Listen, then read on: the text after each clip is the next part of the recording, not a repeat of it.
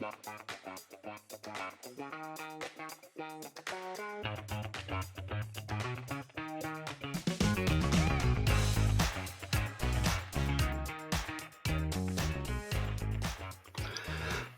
and welcome to a special New Year's edition of Tang Soo Focus, a podcast concerning all things related to the Korean martial art of Tang Soo. I'm your host, Master Steve Paterini, and I decided to take a moment to reflect on the past year of 2023 and look forward to the upcoming year of 2024 in this episode. Now, full disclosure, I am not a fan of New Year's resolutions. I find that they often go by the wayside. You make that resolution during the revelry of New Year's Eve night and parties and such, or the next morning, and within a week or two, you realize it's just cold and dark January days. You're barely holding your life together at work or school, and then you bury yourself under a comforter and binge Netflix at night instead of going to the gym or losing 20 pounds or volunteering more in your community, whatever it was your particular self-improvement goal for the year was. So while I am not a fan of New Year's resolutions, I think January 1st is a great time to set goals for the upcoming year in your Tang Soo Do training and in your life in general. It's also a good time to look back on the previous year. If you had set goals, how did those work out? Did you achieve them?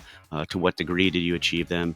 And what incomplete goals or aspirations do you have from the prior year that might carry over into the upcoming year? So before we talk about setting goals for 2024, I'd like to review the year 2023, which in some ways was a good year for me, in some ways was bad. I certainly had my share of injuries and setbacks in Tang Soo Do and challenges both professionally and personally. But I think that looking back on the year, the biggest thing that stands out in terms of Tang Soo Do would be the fact that I started this podcast in July of 2023. Now, I want you, my listeners, to know that podcasting was completely new to me in July of 2023. I certainly had listened to podcasts before. I certainly had experience with digital media, having been a technology education teacher for almost 23 years. But I had never sat down and tried to create content like this. And there was definitely a learning curve. And as I listened back to some of the earlier episodes, much as when you watch video of yourself doing forms from your early stages of your training, it is cringeworthy. In other words, you look back and you go, oh, geez, I can't believe what a terrible job I was doing back then. But apparently there was some value to it. People enjoyed it. I have received by the end of 2023, over 600 downloads, and I'm pretty sure that they weren't all done by bots. And I am really stoked to be able to tell you that according to my Buzzsprout stats, I have actually had downloads in North America, which makes sense, where I'm broadcasting and recording and have my Tang Soo Do roots. Also South America, Europe, Africa, Asia, and Oceania. So apparently there are people in Sydney, Australia, the Netherlands, all around the planet listening to this humble podcast that I'm throwing together here. And that just astounds me. And I could not be more grateful for your kind attention. And I hope that I'm bringing some value into your life and to your Tang Soo Do journey. I really look forward to continuing this production. And I would ask you if you have any comments, any ideas for future episodes. I have set up a email at tsdfocus@gmail.com, and I'd love to hear from you. Your comments, your thoughts, suggestions, and I guess as time moves on, my goal is to include more content that is more in the vein of interviews with high-level Tang Soo Do practitioners and tapping into their knowledge base as well as just my own. But I just cannot thank you, my listeners, enough for the time you've given me this year and for sticking with me as I go through my growing pains as a beginning podcaster. And hopefully the product will continue to improve. Now, one of my upcoming episodes that is already recorded and in the can, ready to go. I believe it's number 14. It's called Tang Soo by the Numbers. And I am a bit of a number geek and I like statistics. And I talk about how we can use that in our Tang Soo training to improve our performance and to set and reach goals. And there's a section in there where I talk about keeping track of the number of classes you've taken in a given year, simply in a journal or on your phone app, in a notes app, or on your calendar. And as much as your instructors keep track of your attendance in classes for advancement purposes, personally, I encourage you to write down, keep track of how many classes, how many tournaments, testings, things like that that you do throughout a year. And using that as just a benchmark, you can compare year on year. You've been doing this 26, 27 years like me. Okay, well, last year I had 105 classes, but I was sick that whole month with COVID. So I'd like to try to get to 120 this year. And in fact, 120 was my goal this year. That's 10 classes per month. And I was right on track to do it until I had a pretty serious injury that required surgical intervention. And that has knocked me down to, I think I hit 91 this year, which is disappointing to me. I think during the height of COVID, when we were doing Zoom classes and stuff, I got as low as 87. I think that 2 classes a week is pretty standard, and that people need that for their minimum to advance in Tang Soo. But listen, life happens. I understand. Any training you can get in is better than not training at all. But tracking it month on month. Oh, geez, I was a little light in March. Let me try and pick up my numbers in April. Our studio actually started putting on a whiteboard, kind of a leaderboard of who got the most classes in each month. Master Stickle put that up and encouraged friendly competition and rivalry between students to see who would gain the most classes. And that was a good way to encourage and motivate students to get their feet on the floor in the dojo, which is always beneficial. So in terms of setting goals for 2024, I would say, how many classes do you want to get in? That would be the first goal I would have you set. And by the way, I'm not sure if you're familiar with this concept, but the difference between a dream and a goal is that a goal is a dream you wrote down. So when you write down in your notes app, on a piece of paper, in a notebook, in a journal, what your goal for the upcoming year is, it becomes much more tangible and viable than if you just go, yeah, this year I want to get 120 classes. Putting it down and the physical act of writing it or typing it is going to make it much more likely to occur. So after addressing the number of classes you set as a goal for the upcoming year, I think the next main goal would deal with rank or advancement. What's your current rank? Have you received your Dan ranking yet? What's it going to take to get you to that next testing situation?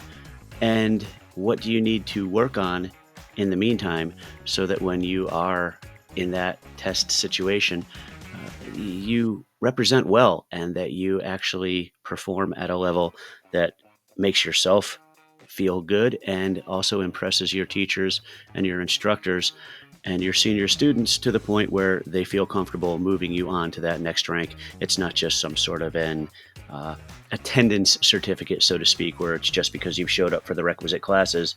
The whispering that's going on behind the benches, and people are looking, wow, they're really bringing it today. I really like their technique.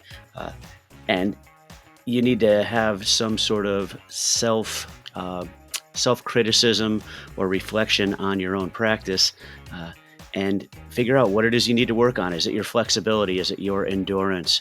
Is sparring your weak point? Do you need to work on your self-defense techniques, your Hosen Sewell? What form is it that you stumble on the most? Are you learning a new form that is challenging to you? And what's it going to take to lock that form down so you're ready for the next level of advancement? These are all things that, again, you can set.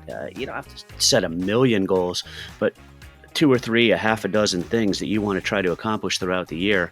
Again, writing them down, putting them on a piece of paper in the Notes app, in a document or an email that you send to yourself. That's going to really help to manifest these things. So having more technical goals, such as learning forms or working on technique that's going to allow you to perform better and perhaps advance to that next rank. Sometimes just simple physical goals, such as maybe you want to do 20 push-ups every day for whatever the first 6 months, and see what kind of gains that gets you. Maybe you're working on getting that full split stretch. Maybe you're trying to drop 10 or 15 or 20 pounds because you know that'll give you better speed and endurance in your sparring. Whatever those things are, once again, write these goals down, set them up for the year to give yourself something to look at and encourage yourself when things get hard, because that's the problem with goals is setting them is the easy part. Attaining them requires constant consistency and training that it's hard. And we know that life gets in the way, and there's plenty of excuses and reasons why you don't reach your goals, but writing them down makes you more likely to commit to these achievements that you're planning to have throughout the year. And as we talked about, reflecting on the prior year, next year at New Year's, you can look back at the goals you wrote down. How'd you do? Did you achieve 3 of your 6 things you wrote down? Did you achieve any of them? If you ticked off all of them, congratulations. That's a pretty impressive personal development feat. But I think having a record somewhere of these, and you don't need to share it with other people, although I understand that when you share your goals and talk about them with other people, either on social media or in person, it gives you a level of commitment where you don't want to let them down. You say, hey, listen, I'm going to try and lose 20 pounds by summertime, and you tell everyone about it. Then when you're hitting a plateau and you're getting discouraged and you want to go bury your face in a plate full of brownies, maybe you're just like, I don't want to have those people be let down or think less of me because I told them that this was what my goal was. So that's a personal choice, I guess, whether you share your goals with others, but writing them down is paramount importance for you to achieve these things that you want to do in your Tang Soo and personal life. There is an old saying, "Doctor, heal thyself," which basically means take your own medicine or your own advice and lead by example, take action instead of just talking and pontificating about things. So I guess this is my time for me to share my goals for the upcoming year with you, my listeners, and hopefully that'll give me some level of accountability in 2024. In terms of Tang Soo Focus, the podcast, I think I have 3 goals. The first would be to cut down on the number of ums and ahs that I say during the podcast. I know it's a terrible habit, and as I listen back to my recordings, when I catch myself doing it, I find myself, if I can become more aware of it, I can cut it down significantly, but still, it's pretty annoying, and that is a thing that I think differentiates professional podcasters and speakers from somebody who's just being conversational. The ums and the ahs have to go, and that is one of my personal goals for this upcoming year. I would say that another goal in terms of Tang Soo Focus would be to absolutely have more episodes with guests that I interview and bring their breadth of knowledge of Tang Soo to this podcast and to share with my listeners. And that's something I'm very much looking forward to. And I'm already put the wheels in motion to start to have more of those episodes in the pipeline. Hopefully this spring and summer, you'll get to benefit from that. And another thing from the kind of more technical end of podcasting, I've been watching a lot of tutorials on starting a successful podcast and the idea of monetization, or actually making a little bit of money off of this podcast. While I don't intend to get rich, I have expenses such as my video editing subscription, my podcast hosting subscription, the equipment I've bought. I'm not even asking to be reimbursed for the time I spend doing this, because it is definitely a labor of love and something I would do anyway. But many podcasters have encouraged beginners such as myself to reach out in such a way to somebody that, hey, if I were sitting down with you and you listened to my podcast and you thought it was a great thing, you might buy me a cup of coffee or take me out to lunch because you are appreciative of the work I've done and you want to support me. And simply asking for that Certainly, it's not required, and the content will never be behind a paywall. In terms of this main Tang Soo focused podcast, as if I have anything to say about it, don't be surprised if at some point in the future there's some kind of a commercial read or a request to action. And I think that that's a reasonable thing to do.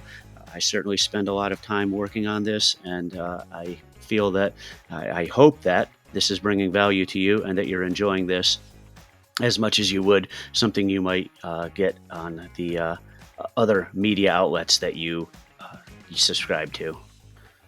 So to wrap this episode up, I think I need to talk about my Tang Soo goals for the year.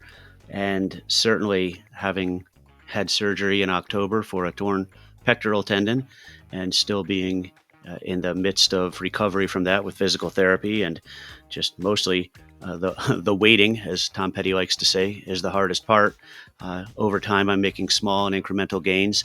I had originally set myself a goal of perhaps St. Patrick's Day 2024 to be able to swing a sword or a staff again, and that might be just a little optimistic, but my goal is to return to my full range of motion and strength. And sad as it is to have this setback, but being able to return to the level I was training at before the injury, I think that alone would be a pretty significant accomplishment and achievement. And that's something that I'm going to be working towards. So that would be my goal. Number one would be to return to training at my previous level pre-injury. And then the classic New Year's resolution to lose weight that a lot of people make and a lot of people don't achieve. I've had, because of the injury, because of my inability to continue to train and work out, and perhaps some eating my self-pity away. Listen, I'm carrying a few extra pounds I shouldn't be, and that's something that I definitely need to address. And if I can, any amount, any increment that I can drop my body weight down, I know it's going to lead to better training, less stress on my knees, higher energy levels, all those good benefits we all know about. But boy, it's tough to walk away and turn away from donuts and cookies and all those other things. It's going to take some self-discipline, but as I make this my goal and I share it with you, I hope that gives me a higher level of dedication to it, and that will allow me to stick to my goals and hopefully achieve them in terms of hopefully dropping some weight this year. And lastly, I think my third Tang Soo goal for the year would be to work on my flexibility. As time has gone by, my height of my kicks has gone lower and lower. My technique, I feel, has improved, and I've worked on a lot of very small, subtle changes to improve the technical aspects of my kicks. But I know that consistency and stretching is more important than just about anything, and that if I really dedicate myself to it, I should be able to get back to the head height roundhouse kicks that I used to be able to do when I was a second and third dan, and haven't been able to for so many years now. I think they're still within my reach, and I would like for that to be a part of my arsenal and my ability to pull them out and show them in my forms, and also in sparring, that it gives me an extra element that I can use.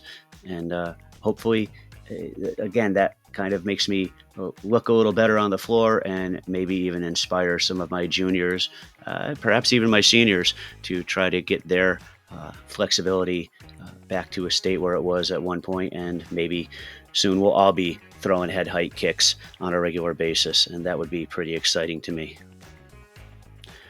So I guess this brings us to the end of this special New Year's edition of Tang Soo Focus.